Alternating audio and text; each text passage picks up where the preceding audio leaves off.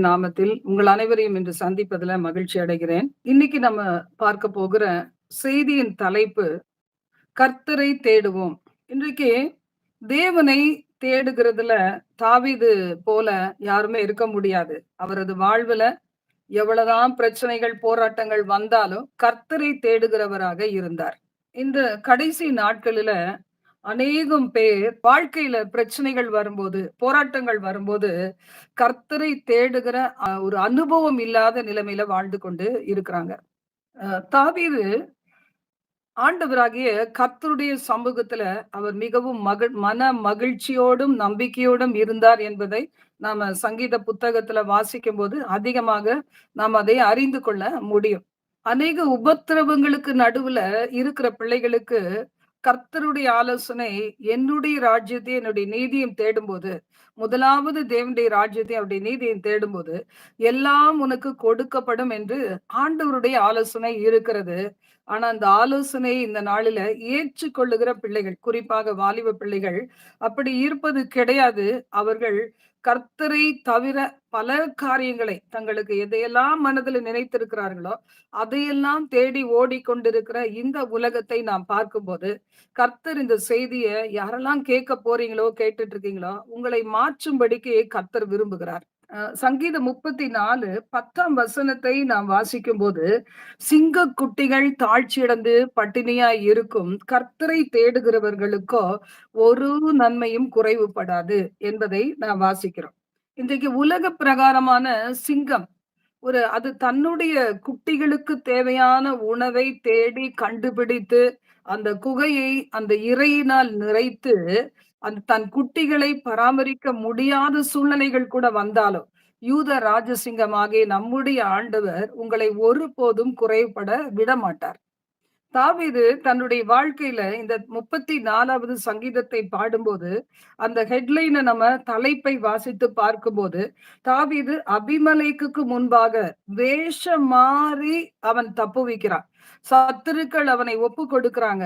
ஆனா அவன் ஒரு பைத்தியக்காரனை போல ஒரு ஆக்ஷன் பண்ணி அந்த இடத்திலிருந்து தப்புவிக்கப்படுகிறான். அப்போ அந்த நேரத்துல பாடின பாட்டு என்ன? அவன் சொல்லுகிறான், கர்த்தர் என்னை இந்த பாதையிலே நடக்க அனுமதித்துட்டாரேன்னு முறுமுறுக்கல. ஆண்டவர் தன்னை எப்படி தப்புவித்தார் என்பதை குறித்து தேவனை நன்றியோடு துதிக்கிறவனாக காணப்பட்டார் என்பதை நாம இந்த இடத்துல பார்க்கிறோம். அனுபவத்திலிருந்து வருகிற வார்த்தைகள் என்ன செய்யும்? அநேகரை ஆசீர்வதிக்க கூடியதாக இருக்கும். அப்படி தாவீது தன்னுடைய அனுபவத்திலே ஒவ்வொரு காரியங்களையும் ருசித்து பார்த்து, ஒவ்வொரு காரியங்களையும் அவர் ஃபேஸ் பண்ணி தைரியமாக அதை எதிர்கொண்டு அதற்கு நடுவுல கர்த்தர் எப்படி இருக்கிறார் என்று சொல்லி அநேக சங்கீதங்களிலே ஆண்டவர் எப்படிப்பட்டவர் என்று சொல்லி எழுதி இருக்கிறதை நாம் அறிந்திருக்கிறோம். இதுல நம்ம 7ஆம் வசனத்தை நாம் வாசிக்கும் போது, கர்த்தருடைய தூதன் அவருக்கு பயந்தவர்களை சூழ பாளையம் இறங்கி அவர்களை விடுவிக்கிறார் என்று சொல்லப்பட்டிருக்கிறது.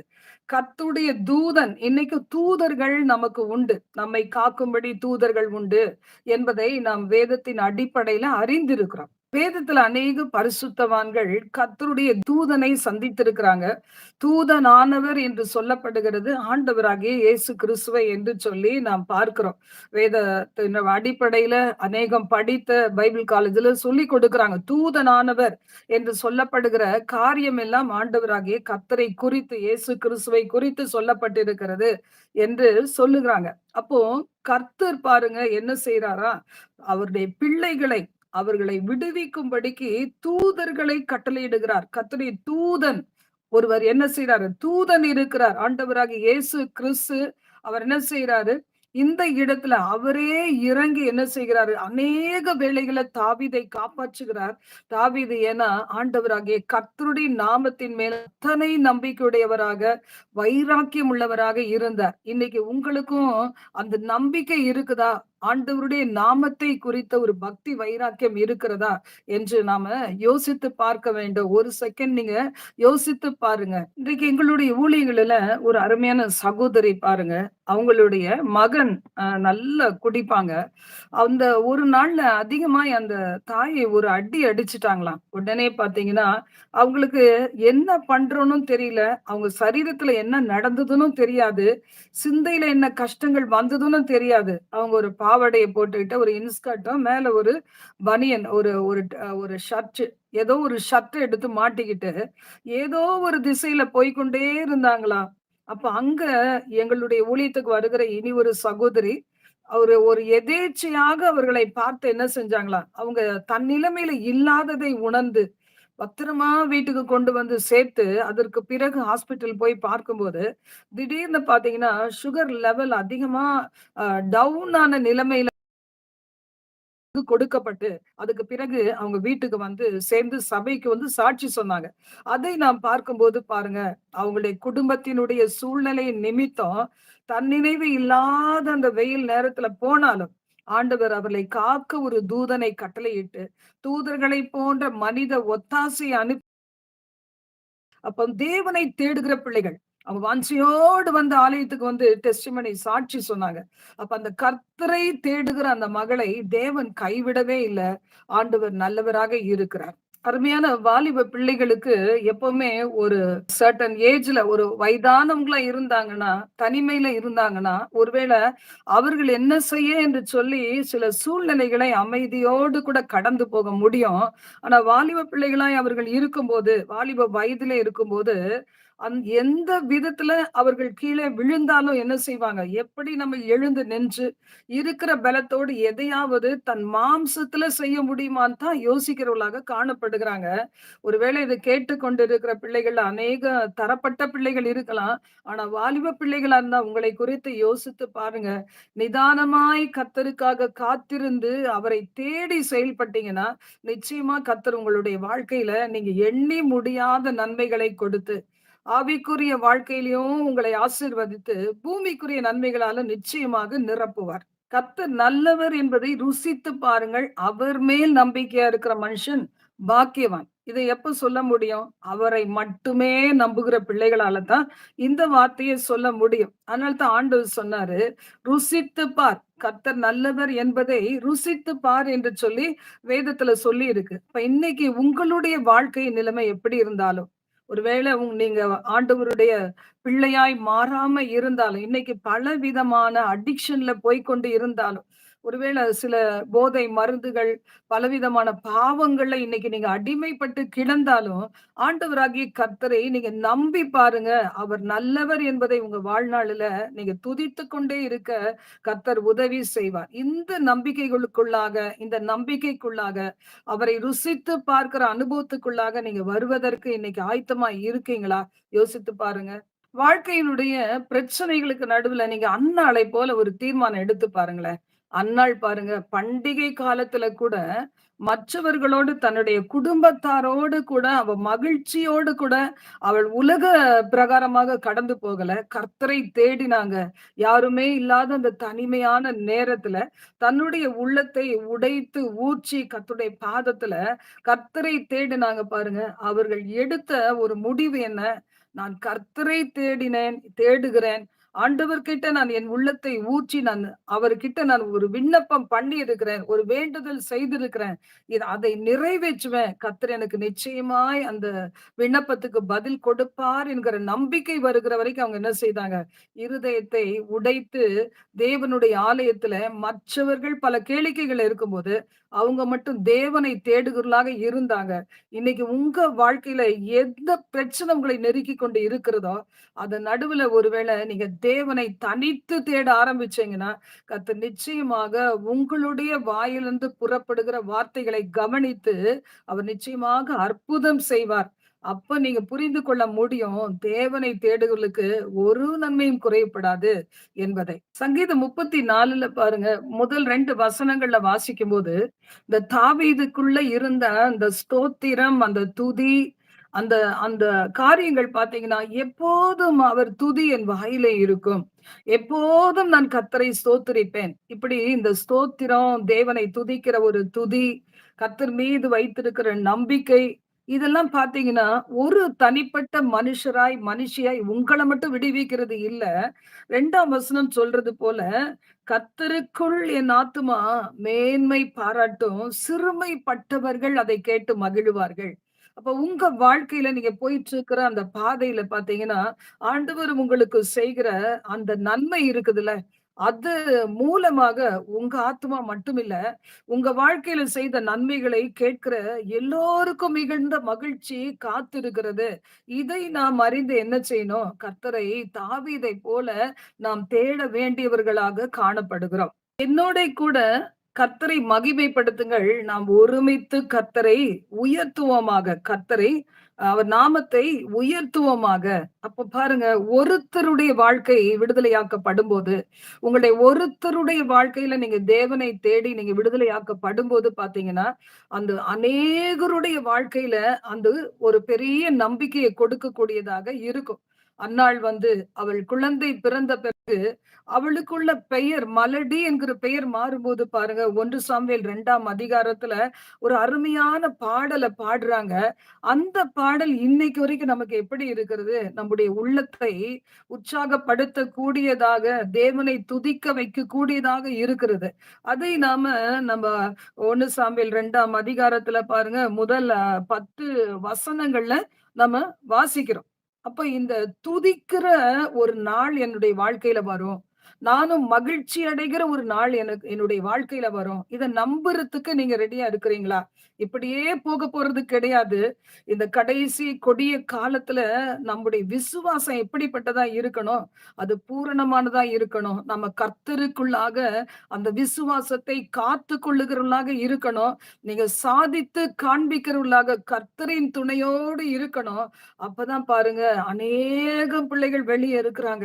அத்தனை பிள்ளைகளுக்கு உதவி தேவை, ஒத்தாசை தேவை, விடுதலை தேவை. நீங்க தான் என்ன செய்ய முடியும்? அந்த விடுதலைய உங்கள் வாழ்க்கையின் அற்புதங்களின் மூலம் அவர்களுக்கு நிரூபிக்க முடியும். கர்த்தர் உங்களை அப்படி நடத்தணும்னு அதிகமாய் நான் வாஞ்சிக்கிறேன். அதற்காக ஜெபிக்கிறேன். இந்த காலங்கள் கர்த்தரை நீங்கள் நிரூபிக்க வேண்டிய காலம். ஏன்னா, நாம் ஒரு முடிவை, ஒரு அழிவை நோக்கி போய்க் கொண்டிருக்கிறோம். இந்த உலகம் அழியப் போகிற நேரத்துல, கர்த்தர் உங்களையும், என்னையும் காப்பாற்றுகின்ற ஒரு அளவுக்கு நீங்க வந்துட்டீங்களா? இதை கேட்டுக்கொண்டு இருக்கிற பிள்ளைகள் எந்த வயதுடையவர்களா இருக்கலாம். ஒருவேளை வாலிப மகன், மகளாக இருக்கலாம். ஆனா, நீங்க அந்த அந்த ஒரு பேழைக்குள்ள வந்துட்டீங்களா? அதுதான் இன்னைக்கு ரொம்ப அவசியமான ஒரு காரியம்.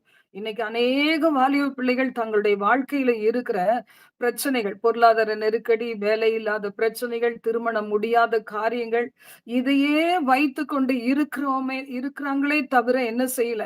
இந்த இருள் நிறைந்த உலகத்த நான் தேவன் மேல வைத்திருக்கிற நம்பிக்கையில நான் கடந்து பாஸ் பண்ணி போகும்போது, இந்த இருள் நிறைந்த, துன்பம் நிறைந்த உலகத்திலிருந்து தப்புவிக்கத்தக்கதாக என்னுடைய ஆண்டவர் மத்திய வானிலை வர இருக்கிறார்.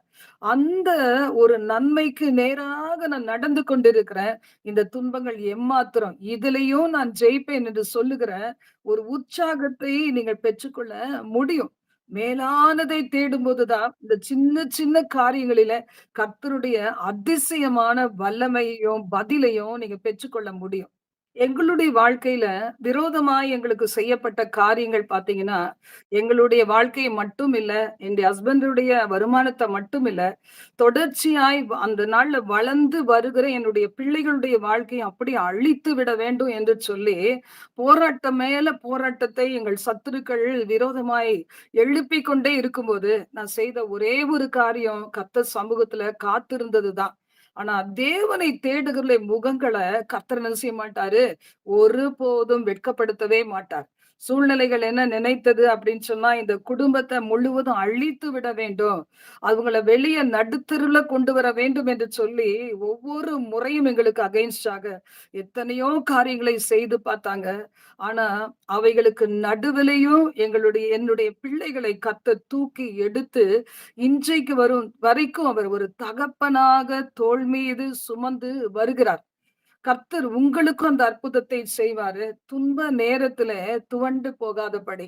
எப்படி தாவீதை போல உங்களுடைய வாழ்க்கையில நம்பிக்கைகளை பெருக்கிக் கொள்ளும்போது, நீங்க கேட்கலாம். நான் அப்படிதான் கேட்பேன். அவங்க வாழ்க்கையில செஞ்ச அற்புதம். ஏன் ஆண்டவரே எனது வாழ்க்கையில இல்ல? என்று நீங்க கேட்டு பாருங்களேன்.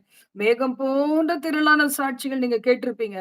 இன்னைக்கு நான் சொல்ற அந்த சாட்சி கூட உண்மை உத்தமானதா என்று சொல்லி நீங்க சோதித்து கூட பார்க்கலாம். அதே போல எங்க வாழ்க்கையில அற்புதத்த செய்யுங்கப்பா.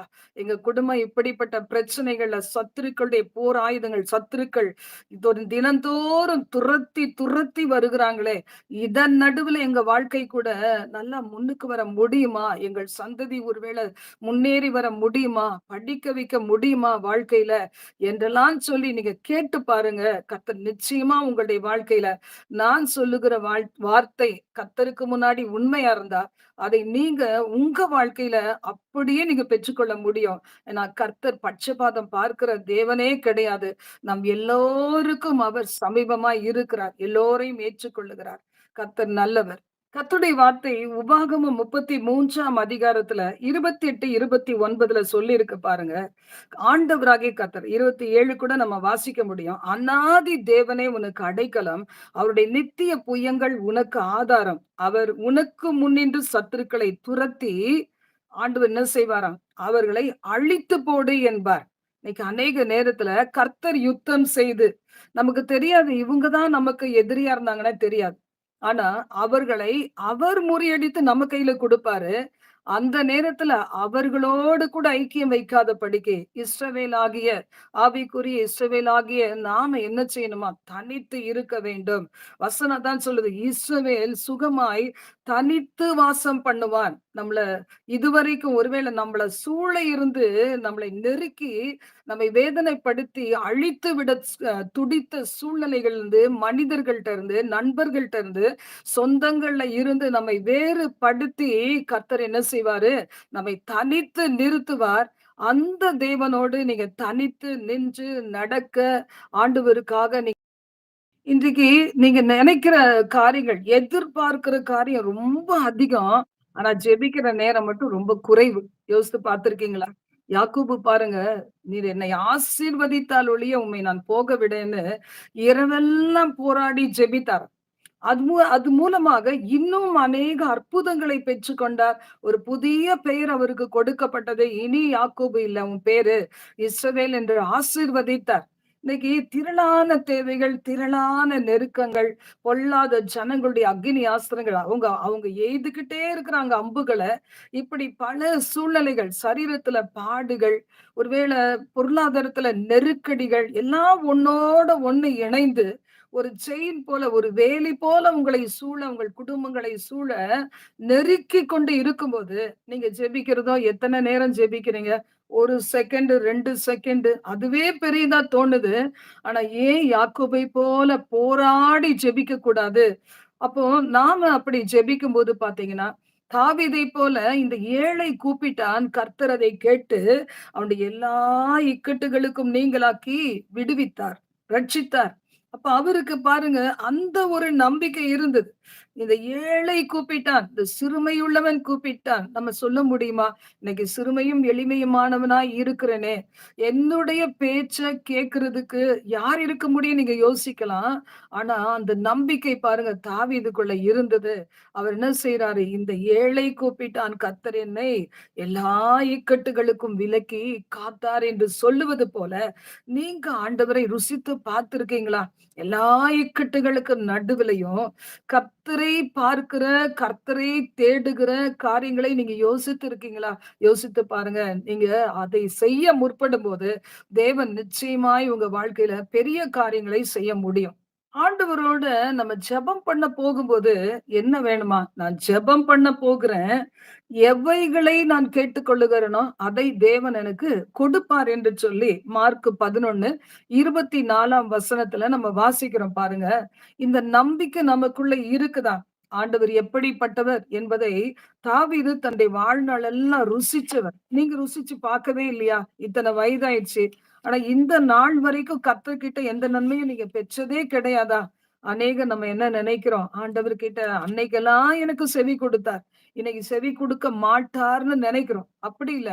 தேவனிடத்துல சேருகிறவன் அவர் உண்டு என்றும், தம்மை தேடுகளுக்கு பலன் அளிக்கிறார் என்றும் நம்புகிறது தான் விசுவாசம். இன்னைக்கு ஏன் உங்களுக்கு தாமதமாக்கி, இத்தன பிரச்சனைகள் உங்கள விட்டு போகல அப்படின்னு சொன்னா, உங்களுக்கு இருக்கிற ஒரு அவிசுவாசம். எனக்கு இருக்கிற சில அவிசுவாசங்கள். அந்த அவிசுவாசத்தை மாற்றி உங்களை கர்த்தர் வந்து நான் ஆண்டவர தேடுறேன் நானு. இதையெல்லாம் பெற்றுக்கொண்டேன்னு சொல்லி நீங்க சாட்சிகளா எழும்ப வேண்டும் என்று சொல்லி கர்த்தர் அதிகமா எதிர்பார்க்கிறார். எதிர்பார்த்து தான் உங்க கூட பேசுகிறாரே.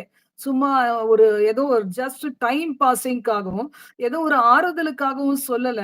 அவர் உண்மையுள்ள தேவனா இருக்கார். தன் வார்த்தையில உண்மையுள்ள தேவனா இருக்கிறார். உங்கள் ஜெபங்களுக்கு கர்த்தர் நிச்சயம் பதில் கொடுப்பார். ஆண்டவரை தேடுகிறோமா? துன்பத்தை பார்த்து துவண்டு போகிறோமா? கஷ்டங்கள பார்த்து, நஷ்டங்கள, இழப்புகள பார்த்து இன்னைக்கு சோர்ந்து போயிருக்கீங்களா? ஆண்டவர் சமூகத்துல கர்த்தரை நோக்கி, ஆண்டவரே என் இக்கட்டுகளுக்கு எல்லாம் நீங்கலாக்கி விடுகிற தேவன். அப்படி இருக்கிறீர் ஆண்டவரே, உங்கள நம்புகிறேன்னு சொல்லி கர்த்தரை பிடித்துக் கொள்ளுங்க. தேவன் உங்களை ஆசீர்வதிப்பார். கர்த்தருடைய வார்த்தைய முழு இருதயத்தோட நம்ம நம்பணும் பாருங்க. துன்மார்க்கனுக்கு தேவன் என்ன செய்ய மாட்டாரு? செவி கொடுக்க மாட்டார். நீதிமான்களுடைய ஜெபத்தை கேட்கிறார். வசனம் எல்லாம் எழுதி வச்சிருக்கேன். அப்ப அது தப்பாயிருமா? நான் நீதிமானா இருந்தா என் ஜெபம் கேட்கப்படாதா? நம்ம சில நேரம் சோர்ந்து போகிறோம். உம்முடைய சித்தத்தின்படி என்னை ஆசீர்வதியும். என்னை ஆசீர்வதிக்கிறது தான் உம்முடைய சித்தம். ஆனா எந்த வழியிலே நீர் என்னை ஆசீர்வதிக்க போகிறீர்? என் தேவையை சந்திக்க போகிறீர்? இன்னும் என்னுடைய வாழ்க்கையில என்னை தொடர்ந்து வருகிற போராட்டங்கள் அது என்றைக்கு ஜெயம் கொடுக்க போகிறீர்? நீங்க ஆண்டவர்கிட்ட வந்து வைராக்கியமா கேட்கும்போது பாருங்க, கர்த்தர் உங்களை சவாலாக நிறுத்துவார். எதிர்த்து நிக்கும்போது தான் பிசாசு ஓடி போவானே தவிர, அவனுக்கு நம்ம சரண்டர் பண்ற விதத்துல சோர்ந்து போய், களைத்து போய், தேவனை தேடாதபடி ஜெபத்தை விட்டுட்டு, வேத வாசிப்பை விட்டுட்டு நம்ம இருப்போமானா, அவனுக்கு என்ன செய்றோம்? நம்ம இடம் கொடுக்கிறதா மாறி போகும். கர்த்தர் நம்மை எழும்பி உயிருள்ளவர்களாய் நிறுத்தும்படிக்கு கர்த்தர் ஆசையோடு உங்களோடு பேசிக் கொண்டு இருக்கிறார். கர்த்தருடைய பரிசுத்தவான்களே அவருக்கு பயந்திருங்கள். அவருக்கு பயந்தவர்களுக்கு குறைவில்லை. அப்போ நம்ம உண்மையாவே தேவ பயத்தோடு நான் வாழ்ந்து வருகிறேனே அப்படின்னா, தேவனுக்கு பயந்திருக்க உங்களுக்கு குறைவு கிடையாதுன்னு வேதம் சொல்லுது. இன்னைக்கு நீங்க போட்டிருக்கிற குறிப்புகளுக்கெல்லாம் நாங்கள் தொடர்ந்து ஜெபம் பண்ணிக்கிட்டே இருக்கிறோம். இன்னைக்கு எந்த ஒரு காரியத்திற்கு உங்களுடைய உள்ளம் ஏங்குகிறதோ, அந்த ஜெபத்துக்கு ஆண்டவர் என்ன செய்வாரு? நிச்சயமா பதில் கொடுப்பார். அவருடைய வார்த்தை என்னன்னைக்கும் மாறாதது. ஏன் மறுபடி ஒருத்தர ஒவ்வொரு விதத்துல சாத்தான் கேப்சர் பண்ணி வச்சிருக்கிறான்னா, கர்த்தருடைய வருகைக்காக காத்திருக்க வேண்டிய நாம, இந்த உலகத்தையே நோக்கி பார்த்து அவர் மீது வைக்கிற நம்பிக்கை இழக்கணும். அவர் மீது நம்முடைய கண்களை விட்டு திருப்பணும். அவரை குறித்தான ஒரு நல்ல ஒரு சிந்தை உருவாயிறக் கூடாது அப்படிங்கிறது தான் அவனுடைய திட்டமே தவிர வேறு ஒன்றும் கிடையாது. ஏன்னா ஒரு சிலர விக்கிரக ஆராதனையில கட்டி வைத்திருக்கிறான். இதுதான்னு காமிச்சு தேவனை நோக்கி பார்க்காம கட்டி வைத்திருக்கிறான். ஆனா தேவனை அறிந்த பிள்ளைகள் உங்களையோ அவன் எப்படி கட்டி வைத்திருக்கிறான்னா, கர்த்தரை குறித்த ஒரு நல்ல நம்பிக்கை வந்துவிடக் கூடாதுன்னு சொல்லி அநேக காரியங்களுக்கு தன்னால ஆன மட்டும் தடை கொண்டு வரலாம். ஆனா நீங்க கர்த்தருக்கு பயந்து இருக்கும்போது ஆண்டவருடைய வார்த்தை சொல்லுகிறது உங்களுக்கு ஒரு நன்மையும் குறைபடாது. அந்த குறிப்பிட்ட நேரத்துல ஆண்டவர் நீங்க நினைப்பதற்கு மேலான அற்புதங்களை செய்வார். ஆனா இதை நம்புகிறதுக்கு நீங்க ஆயத்தமா இருக்கிறீங்களா? கர்த்தர் எதிர்பார்க்கிறார். இந்த சங்கீதம் 34ல நாம் பார்க்கும்போது 11ல இருந்து நம்ம வாசிக்கும்போது, பிள்ளைகளே வந்து எனக்கு செவி கொடுங்கள். கர்த்தருக்கு பயப்படுதலை உங்களுக்கு நான் என்ன செய்வேன்? போதிப்பேன். தினந்தோறும் வேதம் வாசிக்கிறது மூலமாக ஆண்டவருக்கு பயப்படுற பயம்னா என்ன? அத நமக்கு கற்றுக் கொடுப்பார் பாருங்க. ஆண்டவருடைய வார்த்தை சொல்லுது, நன்மையை காணணுமா? 12ஆம் வசனம். ஜீவனை விரும்புகிறாயா? நீடித்த நாட்களால் நான் திருப்தியாக்கப்பட வேண்டும். எனது நன்மைகள் நித்தியமாக தொடர வேண்டும்னு நீங்க நினைக்கிறீங்களா? அப்ப செய்ய வேண்டியது என்ன? கடைசியா அந்த ஒரு வார்த்தையை நாம பார்த்து ஜெபித்து முடிக்க இருக்கிறோம். சங்கீதம் 34:13 சொல்லுகிறது, "உன் நாவை பொல்லாப்புக்கும், உன் உதடுகளை கபட்டு வசனிப்புக்கும் விலக்கி காத்துக்கொள்." இன்னைக்கு நம்ம தேவனை ஆராதிக்கிறது, துதிக்கிறது, ஸ்தோத்திரம் சொல்லுகிறது, ஆண்டவர நம்புகிறேன்னு சொல்றது கூட சில நேரத்துல என்ன செய்யுது? ஒரு கபட்டு வசனிப்பாக இருக்குது. நாம் அந்த அளவுக்கு தேவனை என்ன செய்கிறோம்? சில நேரங்கள்ல நம்முடைய அவிசுவாசத்தினால துக்கப்படுத்துகிறோம். கர்த்தருடைய வார்த்தை சொல்லுகிறது, தேவனுக்கு பயப்படுகிற பயம் இருந்தா, துதி எங்கிருந்து வரும்? உள்ளத்திலிருந்து வரும். ஸ்தோத்திரம் எங்கிருந்து வரும்? உள்ளத்திலிருந்து வரும். வார்த்தை விசுவாச வார்த்தை எப்படி இருக்கும்? இருதயத்திலேயே அதை கர்ப்பம் சுமந்து, அது வெளியே வருகிற வார்த்தைகள் ஜீவனை கொடுக்கக்கூடியதாய், ஒரு உயிரை உயிர்ப்பிக்க அதை பிறப்பிக்க கூடியதான வல்லமை உள்ளதாக இருக்கும். இன்னைக்கு உங்களுடைய இருதயத்தை நீங்க யோசித்து பாருங்க. எப்படி இருக்கிறது? என் சிந்தை எப்படி இருக்கிறது? என் துதி எப்படி இருக்கிறது? நான் இயேசுவை பத்தி பேசுகிற வார்த்தை எப்படி இருக்கிறது? நான் உள்ள இருதயத்தின் ஆழமும் உதடுகளின் வார்த்தைகளும் இணையாம இருக்கும்போது பாருங்க, நாம் நன்மைகளை பெற்றுக்கொள்ள முடியாது. இன்றைக்கு தீர்மானிப்போம், ஆண்டவரே, நான் என் நாவை ஒப்புக் கொடுக்கிறேன். என் இருதயத்தை ஒப்புக் கொடுக்கிறேன். என் நாவை ஒப்புக் கொடுக்கிறேன். என் உதடுகளை ஒப்புக் கொடுக்கிறேன். என் ஆராதனை, என் துதி, என்னுடைய வார்த்தை எல்லாமே உங்களை மகிமைப்படுத்துவதாக இருக்க, இன்னைக்கு என்னை அர்ப்பணிக்கிற ஆண்டவரே, ஒரு அதிசயத்தை காணச் செய்யும். நீங்க சொல்லி பாருங்க. நிச்சயமா கர்த்தர் உங்களை ஆசீர்வதிப்பார். நம்ம ஜெபித்து முடிக்கலாமா? கர்த்தர் உங்களுக்கு நல்ல ஒரு வாழ்வும், வீடு கட்டி முடிக்கவும் நாங்க ஜெபித்து கொண்டு வருகிறோம். பிரேமா என்கிறவங்களுக்காக பலர் குறிப்புகள் கொடுத்திருக்கீங்க. ஒவ்வொரு நாளும் நாங்க ஜெபிக்கிறோம். இந்த நேரத்துல கேட்ட வார்த்தைக்கு உங்களை ஒப்பு கொடுங்க. நம்ம எல்லாம் இணைந்து ஜெபிக்க போகிறோம். கர்த்தர் உங்கள் வாழ்க்கையில அற்புதம் செய்வார். இன்னைக்கு பார்த்தது கர்த்தரை தேடுகிறவர்களுக்கு ஒரு நன்மையும் குறைபடாது என்பதை இந்த சின்ன போர்ஷன்ல இருந்து நாங்க பார்த்தோம் தகப்பனே. அன்பு தெய்வமே, இந்த பிள்ளைகள் தகப்பனே உங்களை தேடட்டும், நம்பிக்கையோடு தேடட்டும் ஆண்டவரே. தீமை விட்டு நன்மை செய்யட்டும் ஆண்டவரே. விக்கிரகங்களை விட்டு கர்த்தரை பற்றிக் கொள்ளட்டும் ஆண்டவரே. அப்பா, வீணான பேச்சுகளை விட்டு உன் நாவை காத்து கொண்டு கர்த்தரை துதிக்கட்டும் தகப்பனே. என் ஆண்டவரே, நீர் இரக்கம் செய்வீராக. திருமண வாழ்க்கையை தடுத்து நிறுத்துகிற அந்தகார வல்லமைகள், பிசாசினுடைய கிரிகள், பொல்லாத ஜனங்கள் ஏவி அனுப்புகிற ஏவல் கிரிகளை இயேசுவின் நாமத்தினால் கடிந்து அப்புறப்படுத்தி ஜெபிக்கிறோம். அநேகர் தகப்பனை இந்த நாட்கள்ல தகப்பனை தங்களுடைய திருமண வாழ்க்கை வேணான்னு இருக்கிறாங்க. ஆனா வாஞ்சித்து கதறுகிற அநேகம் பிள்ளைகள் காணப்படுகிறாங்கப்பா. இன்னமும் எனக்கு ஏன் இந்த வாழ்க்கை அமையல என்று சொல்லி வேதனையோடு இருக்கிற அநேகம் பிள்ளைகள், வாஞ்சிக்கின்ற பிள்ளைகளுக்கு அந்த அற்புதங்களை சீக்கிரத்துல நீர் செய்வீராக. உடைய வாழ்க்கையில உடைய திட்டம் நிறைவேற்றப்படுவதாக என்று ஜெபிக்கிறேன் தகப்பனே. அப்பா, இந்த நாட்கள்ல தகப்பனே ரீபாலா ரிகதனதி அங்க ராபா உடைய பிள்ளைகளை அபிஷேகத்தினால் நிரப்புவீராக. இந்த இடத்துல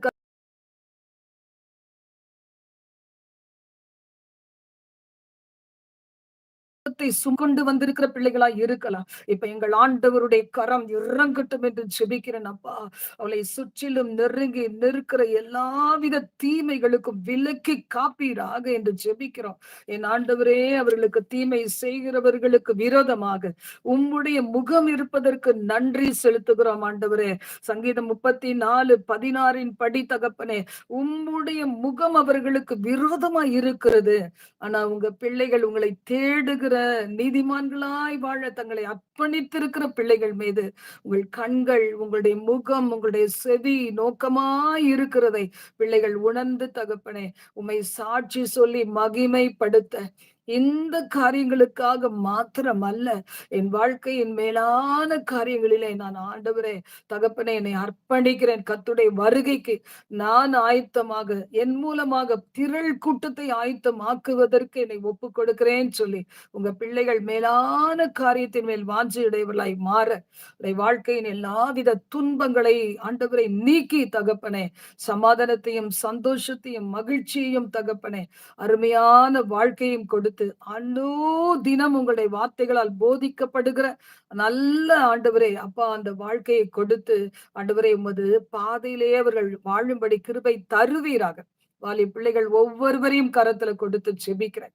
அவர்களுக்காக கண்ணீர் விட்டு கொண்டிருக்கிற அவருடைய பேரண்ட்ஸ் உடைய கண்ணீரை தொடைப்பீராக. அநேக ஊழியர்கள் ஜெபிக்கிறாங்களே அப்பா, நல்ல பதிலை கொடுப்பீராக. அந்தகாரங்களை கடிந்து கொள்ளுகிறோம். அதிசயங்களை காணச் செய்யுங்க. ஆசீர்வதிங்க. ஒவ்வொருவரையும் ஆசீர்வதிங்க. டிரான்ஸ்லேட் பண்ணுன ஷீபா, அவங்களுடைய ஹஸ்பண்ட், அவங்களுடைய பிள்ளைகளையும் பிளஸ் பண்ணுங்க. அவருடைய வாஞ்சைகள், விருப்பங்களை நிறைவேற்றும். கோணலானவைகளை செவ்வைப்படுத்தி, கரடு முரடானவைகளை சீர்படுத்தி, வாசல்கள் திறக்கப்படட்டும் என்று ஒப்புக்கொடுத்து ஜெபிக்கிறேன். அவளுடைய வாழ்க்கையினுடைய ஆண்டவரை, அவளுடைய வாழ்வில அநேகம் சாட்சிகளை ஏற்படுத்தி கொடுத்தருளும். அநேகருக்கு ஆசீர்வாதமாக்கும்.